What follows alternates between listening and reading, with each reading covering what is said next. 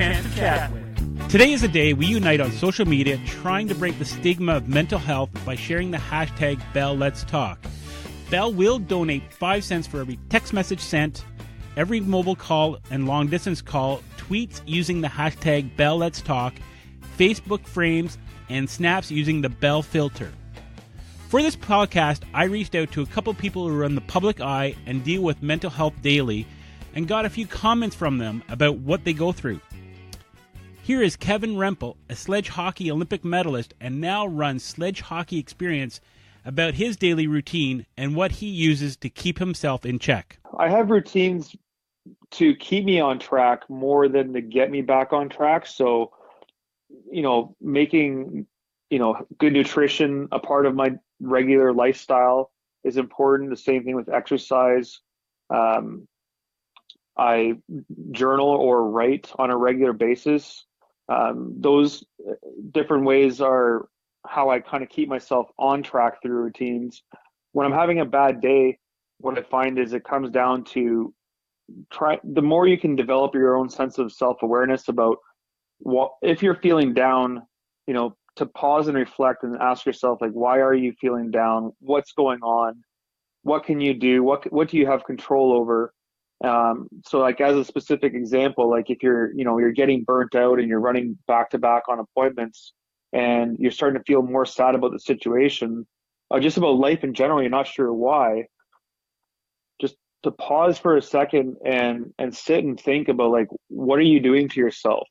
Like, how did you get yourself in this situation? And if you know that those are the causes why you're getting that way, then to try and backpedal if you have to, like, cancel some appointments, reschedule some appointments, stop taking on new appointments, and trying to find a way to center yourself by getting some better rest, by taking some time to, like, look after yourself. If you're on the road a lot, you'll be eating a lot of bad food.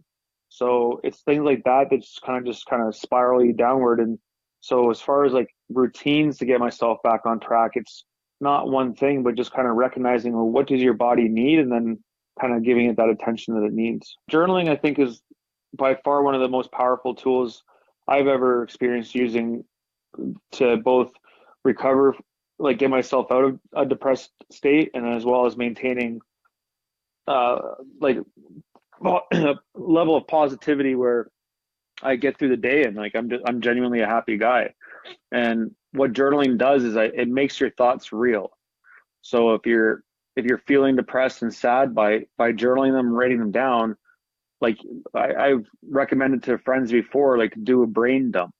So if you're feeling really sad about whatever it is, anything, whether it's small or big, write it all down. Write every single thought that you have in your head on paper until you completely empty your mind, like exhaust yourself to the point that you just don't want to write anymore. Get it all out, and then give it 24 hours and then go back and read it.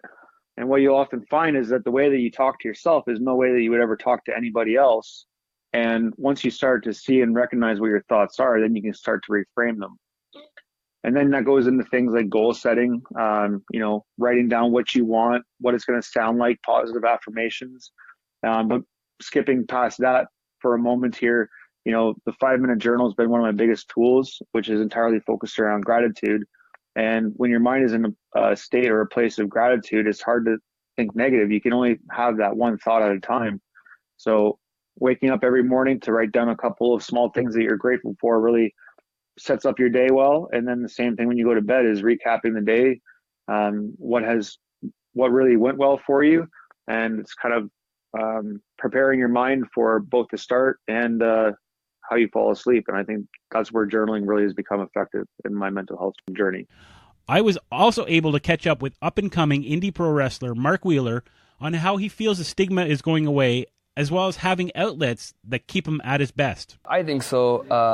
I like to, show that, I use wrestling as an outlet to, kind of forget about things that happen in people's heads. And I like, showing people that even though you can deal with this crap and it sucks and, it's kind of hard to just say oh no, just forget it. You can't just do that sometimes.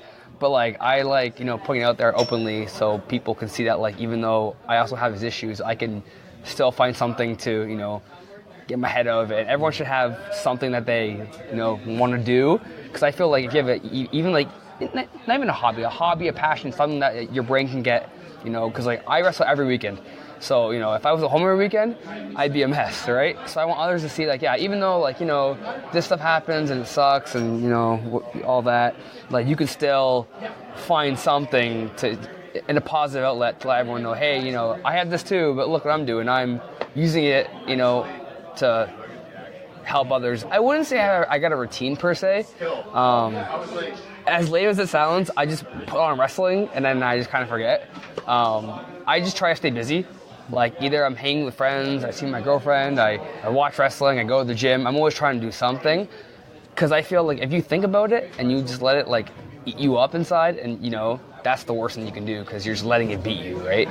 Even like even playing a video game like that alone can take your brain off, So I wouldn't say I had a routine. I just like to stay busy so I don't think about it. The most important thing about today is that it allows people to open up and let others know what is going on. At some point in the near future, we will all feel comfortable enough to talk on a day that is not so special. I would like to thank both Kevin Rempel and Mark Wheeler for sharing their stories here as well as on Twitter and Facebook, as you never know who you will reach. Just remember to reach out and talk to people, as you never know who will be there to embrace you and listen to you. Share the hashtag BellLetsTalk Day.